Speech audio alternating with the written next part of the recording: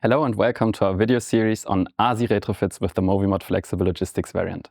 My name is Tim Kolasinski, Solution Manager for Stationary Conveying at SEW-EURODRIVE. In the upcoming videos, I'll show you step by step how to carry out a retrofit of your existing RZ installation efficiently and future-proof using the new logistics variant of the MOVIMOT Flexible, which is ideally suited for your retrofit projects with RZ. In today's introduction, the main goal is to give you an overview on following questions. Why should I do a retrofit? What is the logistics variant? Which devices can be replaced with it? And finally, which requirements must be fulfilled to ensure a successful retrofit? In the upcoming videos, we'll take a closer look at each step, from checking compatibility and installing the logistics variant up to the commissioning. So why should I do a retrofit? Many RZ inverters used today are outdated or discontinued. At the same time, demands on energy efficiency, spare parts availability, and integration into modern automation concepts are increasing.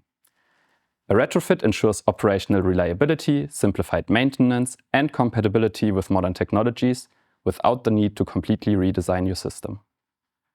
What is the logistics variant? Well, it's technically based on the well-known MOVIMOT Flexible, but pre-configured in a way that it integrates perfectly into existing RZ systems.